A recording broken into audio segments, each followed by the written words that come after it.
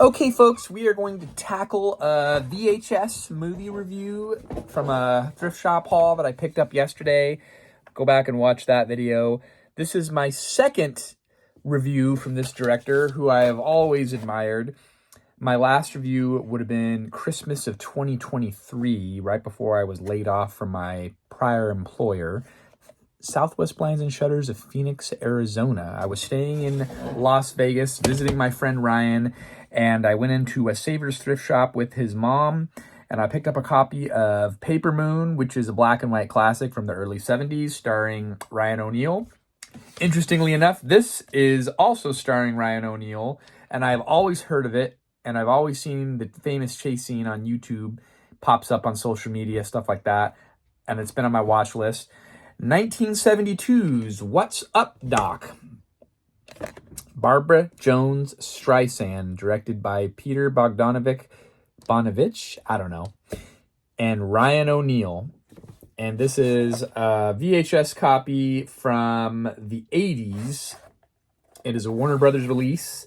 This movie has an hour and 34-minute runtime, and once upon a time, someone paid $7.95 for a used copy of this video cassette, which was an X-Video rental, as I talked about in my thrift shop haul video.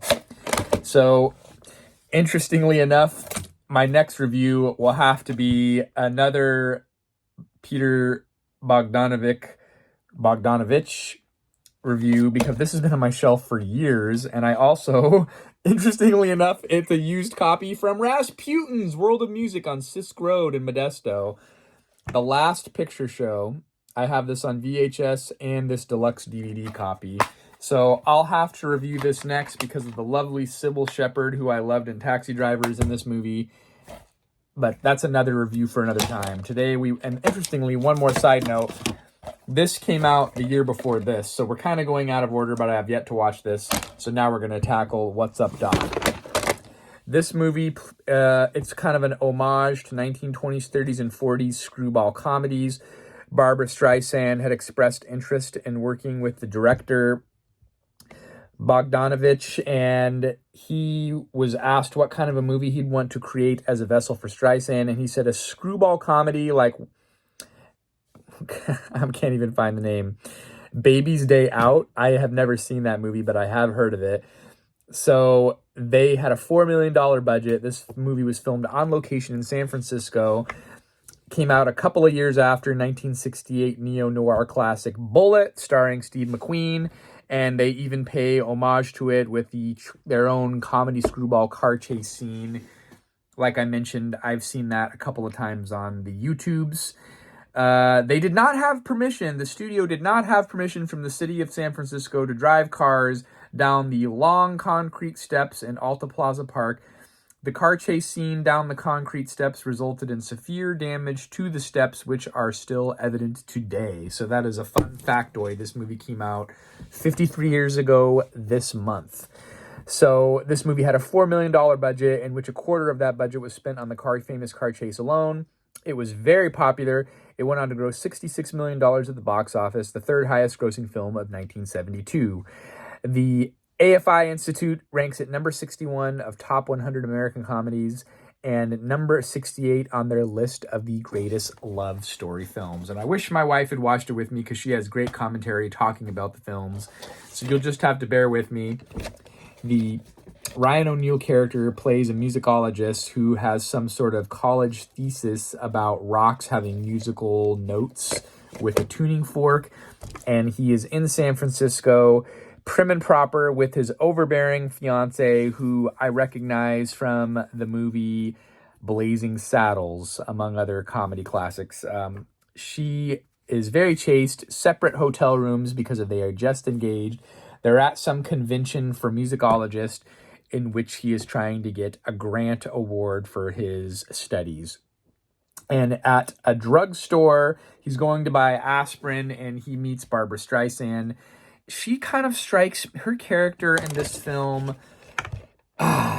She was so sexy when she was young. And maybe it's the personality and the dialogue, but she is just so cute in this role. And it's like a Gilmore Girls type of a dialogue. It's just very fast paced. Her dialogue is very quick-witted. She kind of strikes me as, her character strikes me as some kind of savant.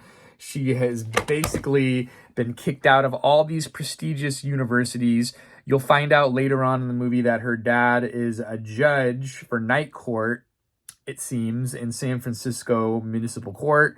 And she is just very learned, but she just gets into mischief and causes all kinds of problems wherever she ends up. But she is adorable.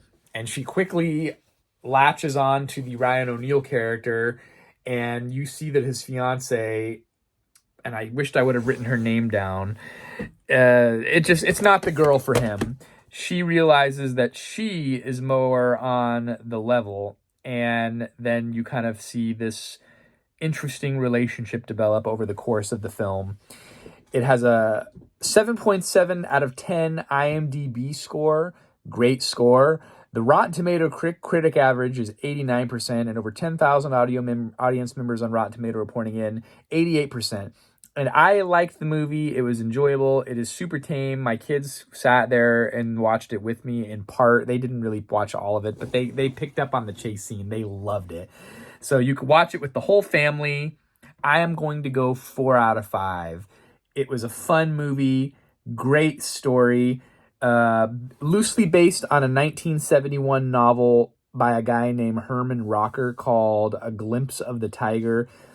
They had to go through 3 different drafts before they settled on this story, and they had to work on a script in short order because of Streisand's short availability. So it's one of those 70s classics. I would truly say it is a 70s classic.